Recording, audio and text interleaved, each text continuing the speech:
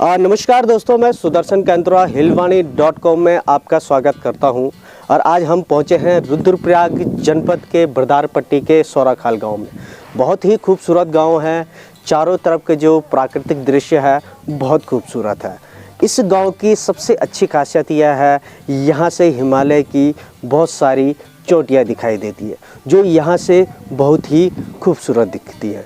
साथ ही जो ये गांव है काफ़ी अच्छा गांव है। यहाँ पे लोग काफ़ी मिलजुल के रहते हैं। यहाँ के जो मकान हैं लोगों के आपस में जुड़े हुए मकान हैं जो इस गांव को और खूबसूरत बनाते हैं। गाँव नो सौरा बस तो आज आप बाजार होने से थोड़ा खाल होने से तो सौरा खाल होगी।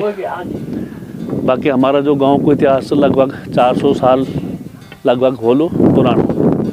तो शुरू में शुरू जो लोग था वो सौंद जाति का लोग था पहले। हाँ, तो उन लोगों की वजह से हमारा गांव नो सौरा खाल हुए।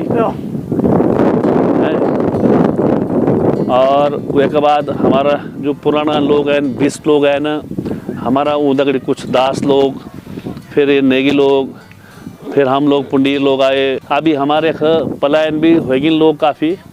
तभी भी हमारे जो 60% लोग अभी भी घरों में छन। और पुराना जो स्थिति है तो हमारा जो यो माथे गाँव छो तो लगभग पूरा गांव का लोग ये नहीं कि एक कोठा नामी तोक मरन था। अभी धीरे धीरे जन लोगों में पैसा हुए जन हुए तो लोग दूर दूर अपना बसन शुरू कर लो देते जग सुटेबल हुए वही क्षेत्र में लोग बच गए।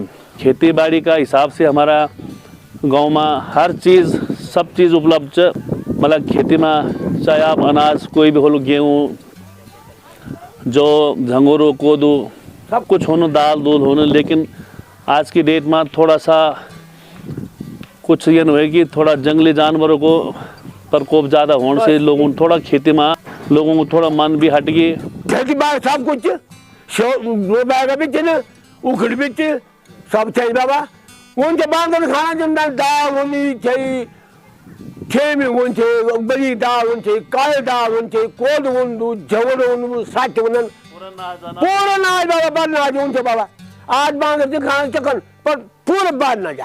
खेती बाड़ी जैसे आप पहले होते तथे आगे अब भी होती अच्छा बया अब कम उतार नहीं होने बाबा पर फिर भी साहब भी खेती बहुत बहुत बाबा।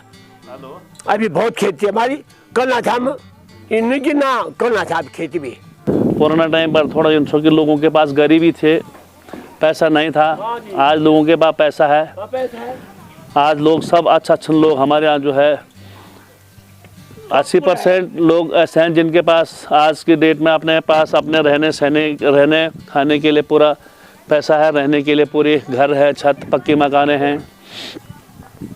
और आज की डेट में जो हमारा एक छन तो लगभग जो प्रेजेंट में सौरा गाँव में अभी रोना छन तो 120 परिवार अभी प्रेजेंट में होला। यहाँ जो यहाँ के ग्रामीण हैं इनका जो मुख्य व्यवसाय है वो कृषि है। कृषि में यहाँ के लोग जो गेहूँ, मार्चा, कोदा, झंगोरा, जिस तरह से हमारे पहाड़ी जो गांव हैं वहाँ पे जिस तरह की खेती होती है उसी तरह की खेती इस गांव में भी होती है।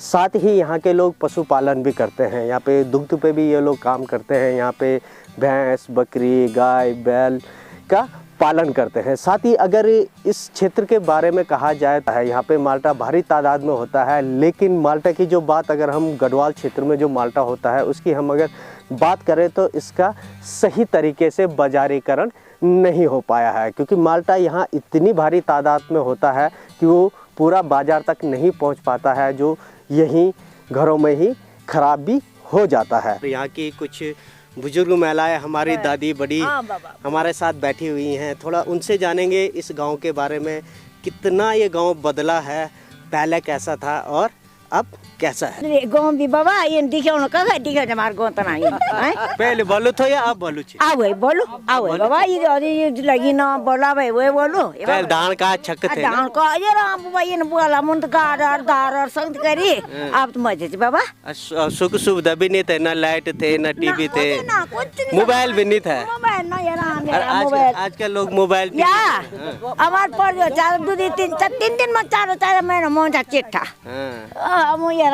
आज क्या तो सीधा अरे आजकल कंदर भलाना बाटे आइन बाबा कति बेसा पाइन दूधी बेसा पाइन बल रेन घोड़ा रेन और गाड़ खेत रे गाड़ धारे खेत रे बीजा बाबा सच्ची काम करे मुन अब बहुत कम काम अब नहीं कुछ ना अब काम नहीं अब बैठा था मैं नाम संपत्ति क्या क्या करता खेती बाड़ी पे क्या क्या करता सब विधानी करी खेती करी गोरू भैंसा पाले ना दूध घिउ खाई पान का भी धान कर बे तो बिरबानी बंगरे जान्छ त पोर जान्छ त गोदरो जान्छ दूर दूर जान्छ बाबा अब तो सरकार ने हर घर में नल सरकार लगे सब धान केल बाबा सरकार अब तो रोड बिच पहले तब तो रोड रोड से तू बे कहीं जाना निसार मार हम चल बड़ा लोहा जान्छ म तो सामान ल्याउने आबिटे ने तिल बड़ा जान्छ बाबा तिल बड़ा सारू राशन पानी मिल जान्छ तो सुबह तो कद बजे जानता राशन पानी बे जान्छ बाबा खेत पर झूठ 12 बजे 2 बजे टाइम नहीं छो रात निकल जानता है रात उंड बियोन छो अरे घास तो कक जानता है येरा बाबा त्यो आज खूब तो मैं तक जंगल जान ठीक जाना मन घास अभी जगह जान छोता कोद को नौ कामन कराई खाई जंगूर खाई कोद खाई सही नहीं था बाबा मन ये बाबा पर खूब या खाने के खूब या दाल खूब करे खाए खूब और अब सही अब आते से कथा काम अब खाना भी बोलू चिवानो कभी मार भी चिवानी मैथ कक्षा आप यान बताओ बचन छु पट्टी अच्छा तो ताते टाइम पर दुरु नहीं लगतो कि दुरु है मेरो सर पैदल हुन्छ कले सो हां तो दुरु तबार तो दुरु होतो ना कि तति दुरु बियो होनो मेरो पैदल हुन्छ बाबा अब तो यहाँ अब तो मोटर गाड़ी छ अब तो सुबह बोली मैं जान अब अब जब सुबह तो निकले 10 बजे मैं पहुंच गए अब पहले आ बेटे निकले ब्याखन तक पहुंचे फिर और रात रह कर 4 बजे जाना वापस मतलब कि अब सुविधा भली हो गई अब पहले जान के चला पहला लोग हुन थोड़ा दुविधा में रहने लेकिन आज लोग तो कम से कम सुखी छन बहुत बड़ी जो ये खानो पियोनो लानो तनो सब चेंज फैसिलिटी हो गया। तो हमारे साथ जो बुजुर्ग महिलाएं हैं उनकी कुछ पुरानी यादें हैं अभी वो चीज़ वो दौर नहीं है क्योंकि उस जब पुराने दौर में थे तो उस समय जो घर के काम काज होते थे खेती बाड़ी पशुपालन बहुत अच्छा होता था तो साथ में यहाँ पे जब सुविधाएं नहीं थी तो काफ़ी सारे दुविधाएं समस्या भी होती थी लेकिन पहाड़ की जो नारी होती है हमेशा से ही पुराने दौर से लेकर अभी तक जो पहाड़ की नारी है हर विपदा को पार कर इन पहाड़ों में जीती है। तो ये जो बुजुर्ग महिलाएं हैं ये हमारे पहाड़ की तरह अडिग महिलाएं हैं जो हमेशा से ही इस पहाड़ की तरह पहाड़ में अडिग रही हैं। आप लोग दोस्त बचपन बिटी बचपन भाई छ ना हाँ ठीक है बाबा जल्दी बाबा पुराना दिन भी याद होता बचपन का अरे हम सब याद नहीं अरे खूब खंजा खूब मजा करता है अरे भगवान के भाई तो कोई दिन यान याद हो के हाँ हम यान करते बत्तो टाइम पर खेती बाड़ी टाइम पर कट जान बार हंसी मजाक खूब अच्छा बाबा इन चना कि जब हमारे भी और गाड़ रोपनी हुई तो दिन छोड़े रात में करता हूँ रोपनी कि कुछ पानी प्रॉब्लम भी छो और कुछ टाइम छो कि बहुत का मन वो जान बहुत में हम लोग काम से तन करता हम पर आज अब सब रहने वही बोला अब से सब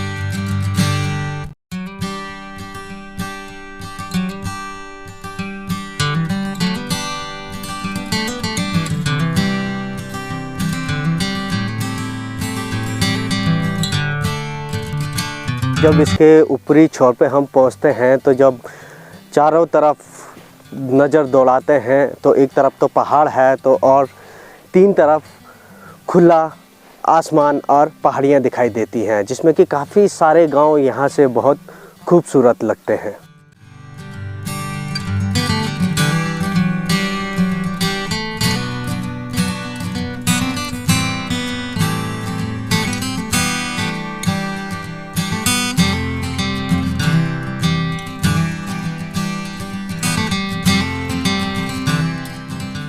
सोरा खाल जो ग्राम सभा है, ये सबसे ऊंचाई पे ये मकान है। मतलब कि जब गांव नीचे रोड से जब आप ऊपर चढ़ेंगे तो सबसे आखिरी घर ये है और ऊंचाई से सबसे पहला घर ये है। यहाँ से ही सारे मकान नीचे की तरफ है। यहीं पे ही पूरा जो सोरा खाल गांव है यहीं पे ही बसा हुआ था। लेकिन आज के दौर में वक्त के साथ साथ लोग थोड़ा अलग अलग रहने लगे हैं, तो इसीलिए यहाँ के ग्रामीण जो हैं वो भी घर यहाँ से थोड़ा दूरी पे बनाने उन्होंने शुरू किए। लेकिन जो ये सोरा खाल जो गांव है, अगर यहाँ आप कभी पहुँचते हैं या यहाँ के कहीं से जाते हुए आप देखें तो गांव बहुत खूबसूरत लगता है। बहुत सारे अभी पौराणिक पारंपरिक मकान अभी भी यहाँ पे मौजूद हैं जो इस गांव को और खूबसूरत बनाते हैं। क्योंकि पहाड़ों की अगर जान कहा जाए तो यही मकान हुआ करते थे, जो इस दौर में वक्त के साथ साथ देखा देखी जिसे कहा जाता है,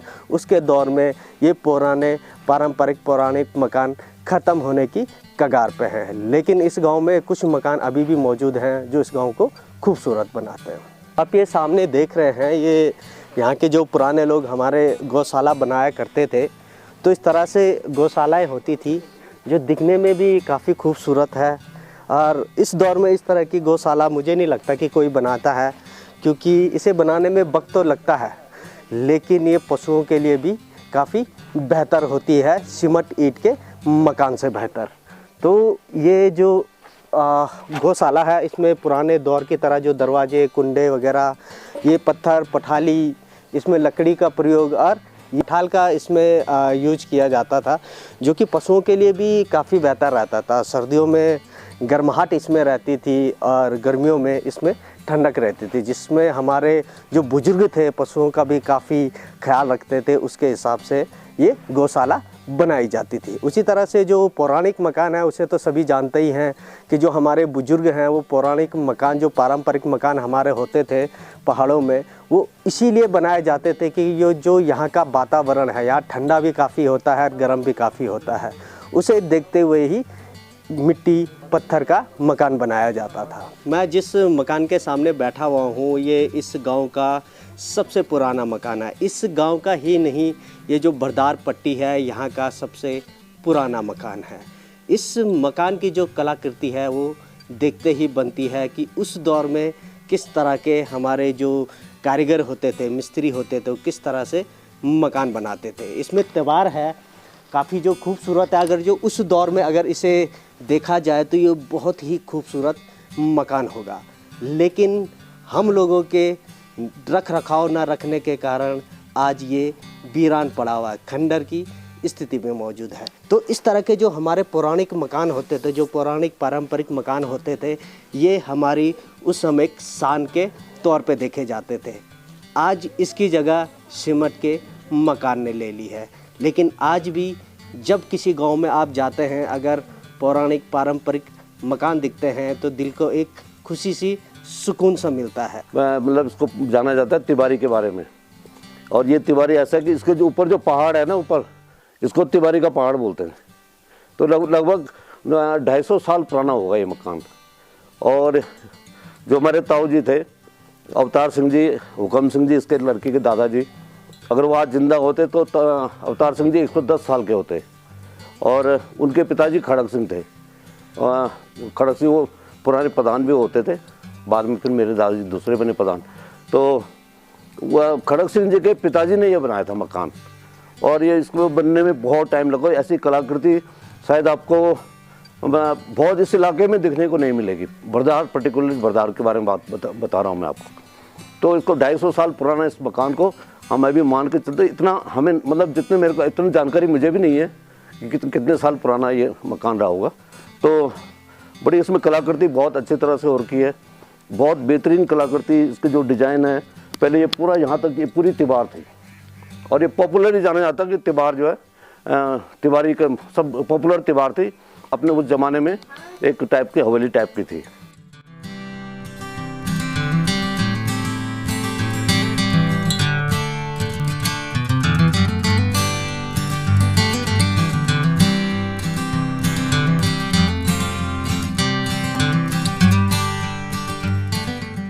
जब पुराने दौर में हमारे जो पहाड़ी जो हमारे बुजुर्ग लोग होते हैं पहाड़ों में रहते थे तो खुद ही अनाज उगाते थे और उसकी कुटाई वगैरह भी खुद करते थे। जैसे धान की हम लोग रुपाई करते थे तो वो धान को कूट के चावल की तरह परोसने के लिए जो तैयार किया जाता था तो इस उरखाले में किया जाता था।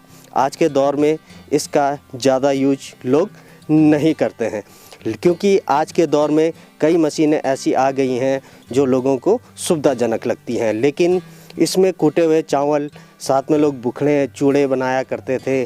जैसे गांव में अरसे बनते थे किसी शादी समारोह वगैरह में तो इसी में ही चावल को कूटा जाता था, लेकिन आज के दौर में ये भी वीरान पड़े हुए हैं। पे पीठासीनी देवी का मंदिर है, उसको नए रूप में भी उनका मंदिर यहाँ पे बनाया जा रहा है। यहाँ के ग्रामीणों का कहना है कि जब भी कोई फसल वो यहाँ पे बोते हैं तो उस फसल को बोने के बाद जब उसकी कटाई होती है तो पहले उसकी कटाई कभी नहीं की जाती है। उससे पहले जो देवी का मंदिर है वहाँ पे उसकी पूजा अर्चना की जाती है, फिर माता से उस फसल काटने की एक परमिशन ली जाती है, क्योंकि इस क्षेत्र को कहते हैं कि इस क्षेत्र में जो भी अन्न वगैरह यहाँ के ग्रामीणों को जो मिलता है वो देवी माँ की कृपा से मिलता है। तो इसीलिए फसल काटने से पहले एक परमिशन के तौर पे, एक आज्ञा के तौर पे देवी की पूजा की जाती है, उसके बाद फसलों की कटाई की जाती है। तो सौराखाल में जो हमारे यहाँ प्राचीन मंदिर है पीठासीनी माँ का मंदिर है, तो उस मंदिर की ये खासियत है जब हम कभी भी कोई भी खेतों में जो भी बीज बोते हैं तो जब तक उस माँ की पूजा नहीं होती तब तक हम बाल में उस हाथ नहीं लगाते, मतलब उसमें हथियार नहीं लगाना है। चाहे नई कोपल कभी भी पेड़ पौधों में आ जाए तो उसमें जब तक उस माँ की पूजा नहीं होगी तब तक जो है वो हम उसमें मतलब हथियार नहीं लगाते हैं। हाथ से भले तोड़ के हम ला सकते हैं लेकिन हथियार से उसमें वो काम नहीं होना है। और हर 6 महीने में उस माँ की हम जो है पूजा करते हैं।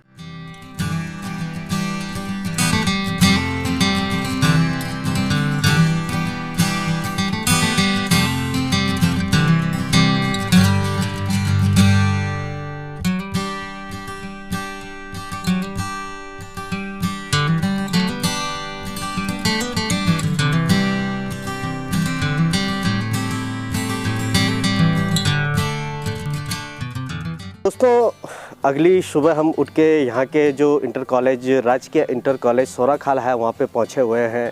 यहाँ पे अभी क्लासेस वगैरह चल रही हैं। इसके बाद हम कुछ यहाँ के जो छात्र छात्राएं हैं उनसे भी बात करेंगे, उनसे जानेंगे कि उनके पास कितना ज्ञान का भंडार है। सबसे बड़ी बात यह है कि ये जो इंटर कॉलेज जहाँ पे स्थापित है बहुत ही खूबसूरत जगह पे स्थापित है। चारों तरफ, 3 तरफ अगर कहा जाए, क्योंकि मेरे पीछे एक पहाड़ी है और 3 तरफ खुले पहाड़ और आसमान दिखाई देता है। यहाँ से हिमालय का खूबसूरत दृश्य भी दिखाई देता है। और सबसे बड़ी बात है इस इंटर कॉलेज में यहाँ से सूर्य उदय और सूर्य अस्त दोनों ही दिखाई देता है, जो इस जगह को और खूबसूरत और इस गांव में सबसे अलग बनाता है। ये हमारा स्कूल है राजकीय इंटर कॉलेज सौराखाल और मैं यहाँ पर अंग्रेजी प्रवक्ता के रूप में तैनात हूँ। और ये जो हमारा स्कूल है वो काफ़ी, इसकी जो लोकेशन है वो काफ़ी सुंदर है, वादियों के बीच में ये बसा हुआ है। इसका प्राकृतिक सौंदर्य बहुत ही अच्छा है। मुझे यहाँ पर आए हुए 4-5 महीने हो गए हैं और यहाँ पर मैं काफ़ी अच्छा महसूस कर रहा हूँ। यहाँ से आप देख सकते हैं चारों तरफ पहाड़ियाँ और बहुत ही यहाँ की जो शान है, यहाँ से सीधा एक चौखंबा नाम का जो पर्वत है वो दिखाई देता है। यहाँ के लोग काफ़ी अच्छे हैं, कोऑपरेटिव हैं। जब मैं यहाँ पर आया तो सब ने मेरा अच्छा सहयोग किया। लोग काफ़ी अच्छे हैं, प्राकृतिक सौंदर्य अच्छा है, हमारे स्कूल के बच्चे अच्छे हैं। हाल में यहाँ के कुछ छात्र छात्राएं हमारे साथ हैं, उनसे जानेंगे। अब जिलाधिकारी कौन है? मयूर दीक्षित। हमारी महिला कैबिनेट मंत्री कौन है? रेखा आर्या। हमारे पास कितने मंडल हैं? 2 मंडल। कौन कौन से? कुमाऊं मंडल, गढ़वाल मंडल। गढ़वाल मंडल में कौन कौन से डिस्ट्रिक्ट है? गढ़वाल मंडल में रुद्रप्रयाग, टिहरी, पौड़ी, उत्तरकाशी, देहरादून, हरिद्वार। ठीक है। हमारे पास प्रमुख नदियाँ कौन कौन सी हैं बालिका? गंगा, यमुना और भागीरथी। गंगा, यमुना और भागीरथी। आपके विधायक जी का नाम? श्री बलराज सिंह चौधरी। आपके विद्यापीठ यहाँ पे कौन सा सिद्धपीठ है? माँ मठियाना। माँ मठियाना कहाँ पे है ये स्थित?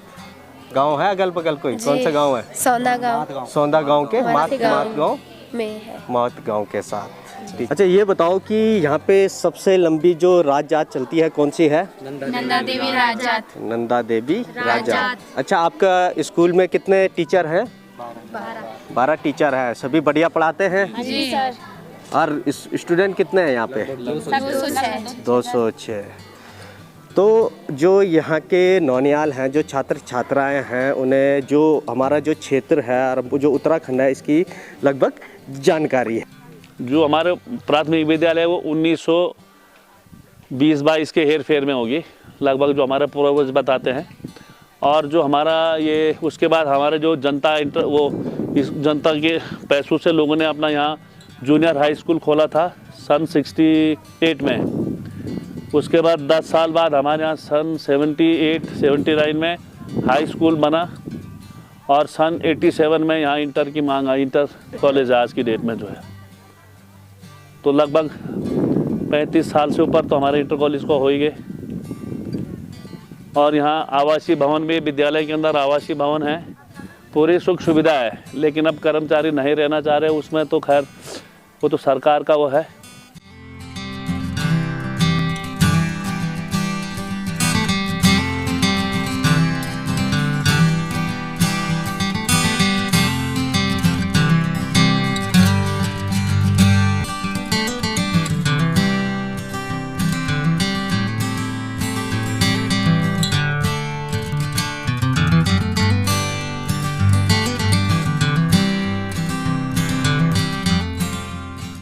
जो राजकीय इंटर कॉलेज सौराखाल है, इस स्कूल के यहाँ पे स्टाफ क्वार्टर भी बने हुए हैं, लेकिन उन स्टाफ क्वार्टर का रख रखाव न होने के कारण वो बदहाल पड़े हुए हैं। यहाँ पे जो टीचर्स, जो स्कूल के कर्मचारी हैं, उनके लिए सरकार ने सुविधा का तो यहाँ पे उनकी सुविधा के लिए यहाँ पे क्वार्टर तो बनाए, लेकिन उनका रख रखाव न होने का उनके दरवाजे, शीशे सारे टूटे हुए हैं। और जो कर्मचारी हैं वो भी वहाँ पे नहीं रहने। जो यहाँ पे जो सबसे बड़ी समस्या है वो पानी की समस्या है, जिस कारण यहाँ पे कर्मचारी नहीं रहते हैं। वो दूर से यहाँ पहुँचते हैं, दूसरी जगह उन्होंने अपने लिए किराए पे कमरे ले रखे हैं, उन पे रहते हैं। लेकिन जो मेरे पीछे आप बिल्डिंग देख रहे हैं वो खस्ता हाल बनी हुई है।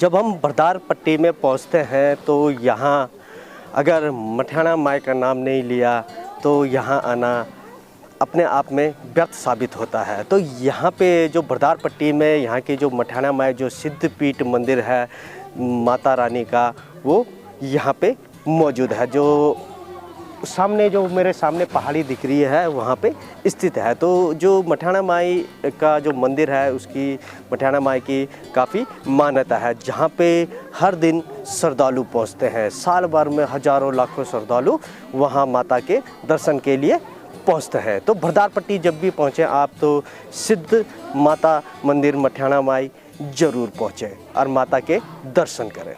तो दोस्तों ये थी सौराखाल गांव की कहानी। कैसे लगी आपको ये कहानी हमें ज़रूर बताइएगा। चैनल को लाइक, शेयर और सब्सक्राइब ज़रूर कीजिएगा। मिलते हैं किसी अन्य गांव में किसी नई कहानी के साथ। नमस्कार।